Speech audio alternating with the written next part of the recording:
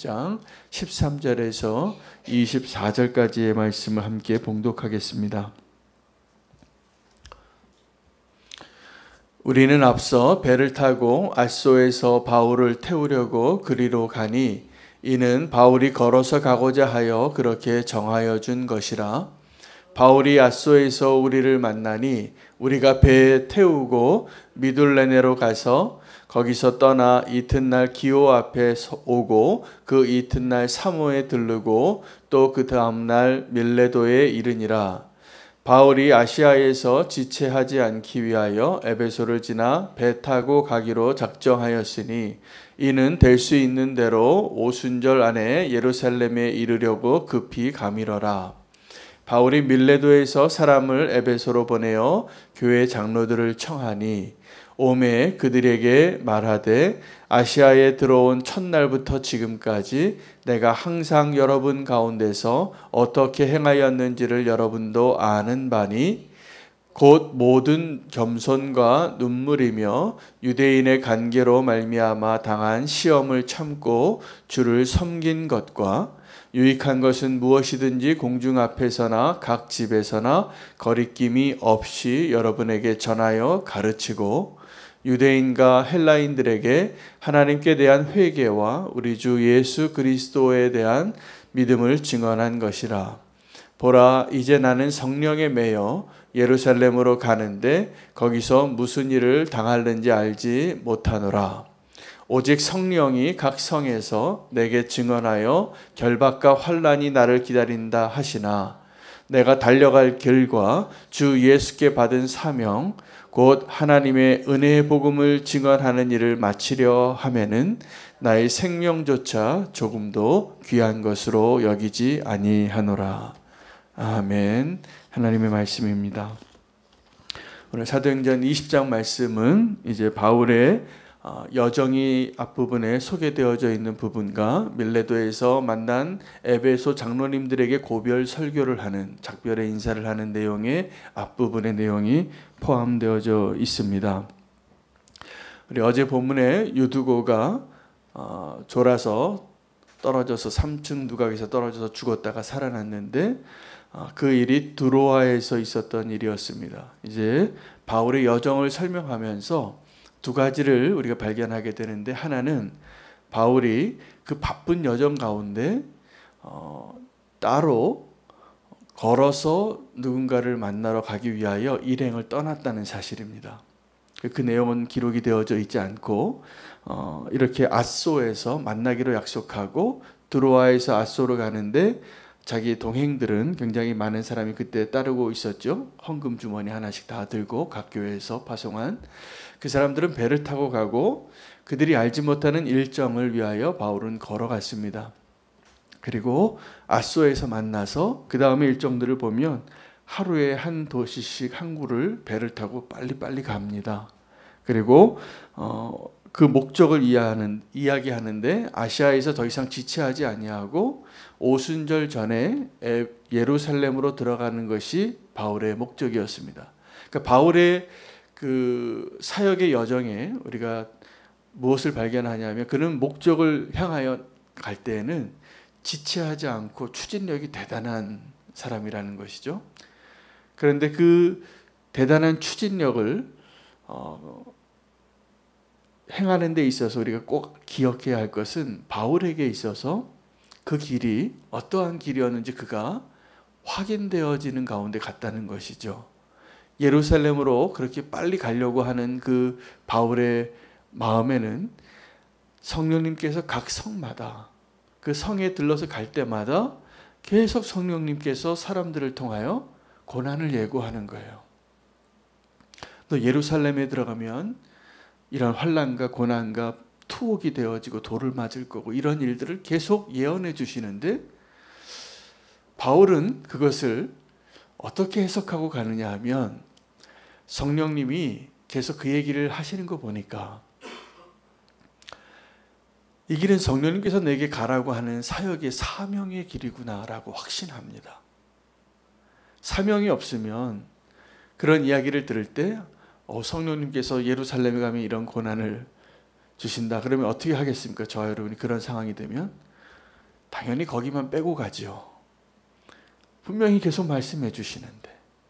근데 바울은 그것을 어떻게 해석을 하냐면 이것을 사명으로 해석하는 거예요.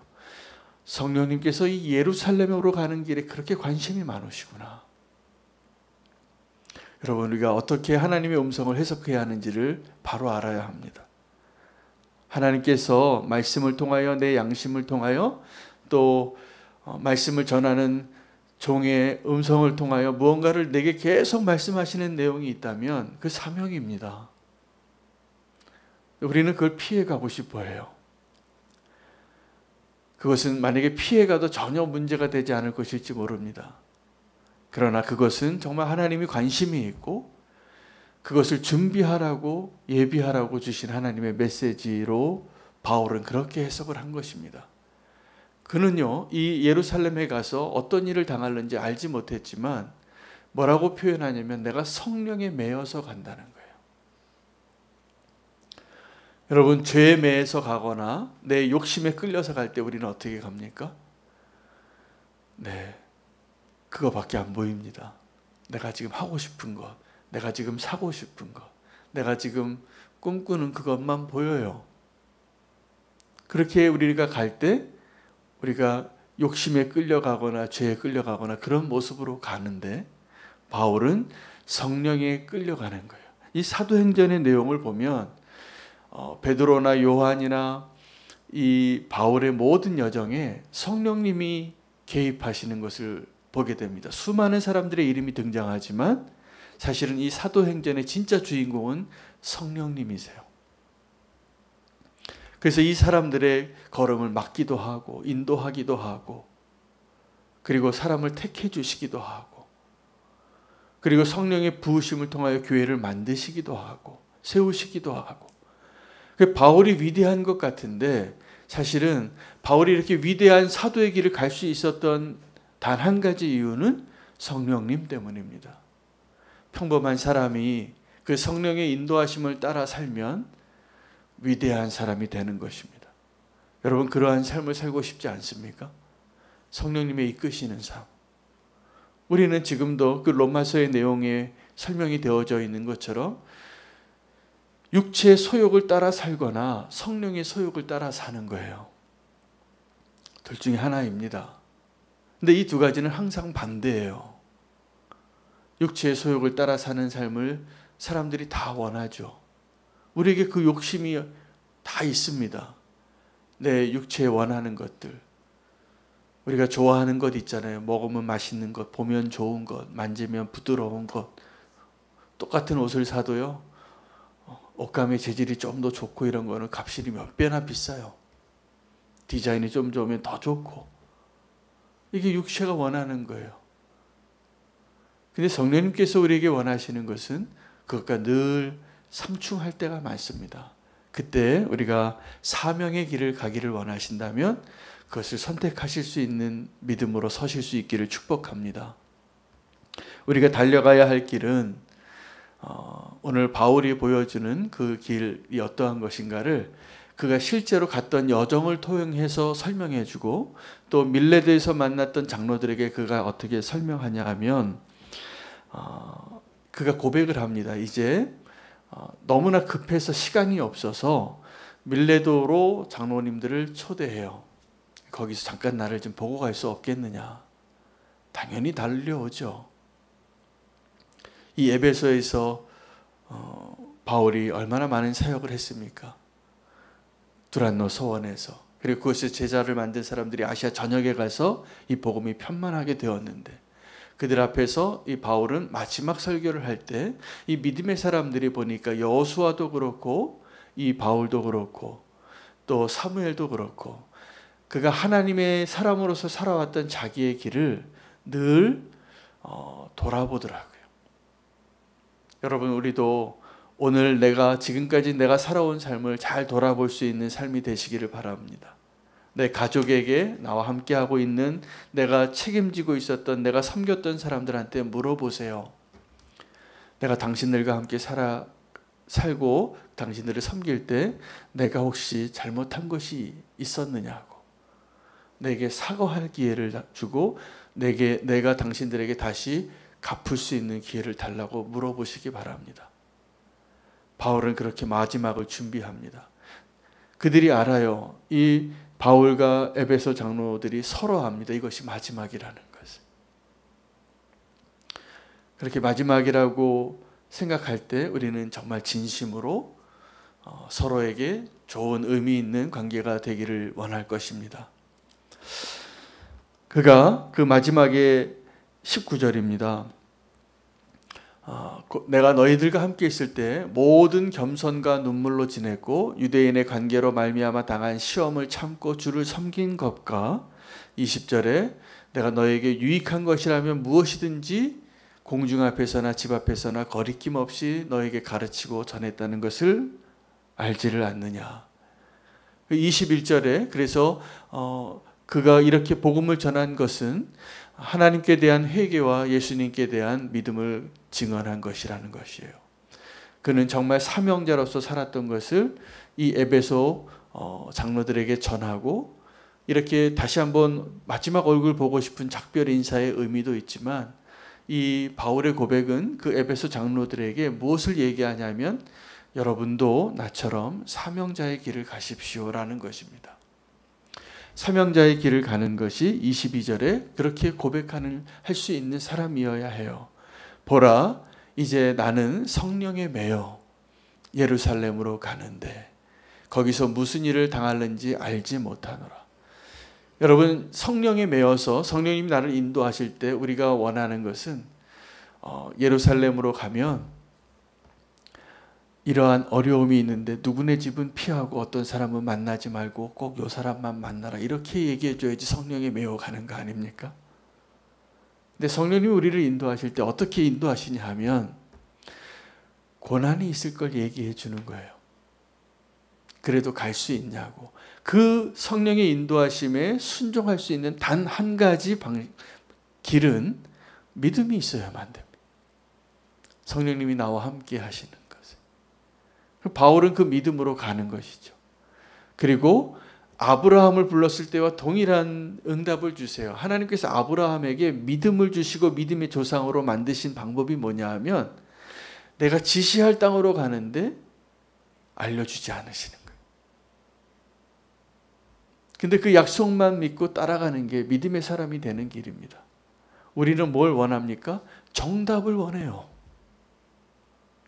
하나님 나에게 정답을 달라고. 근데 하나님은 그 정답을 찾을 수 있도록 인도하시는 분이세요. 믿음으로.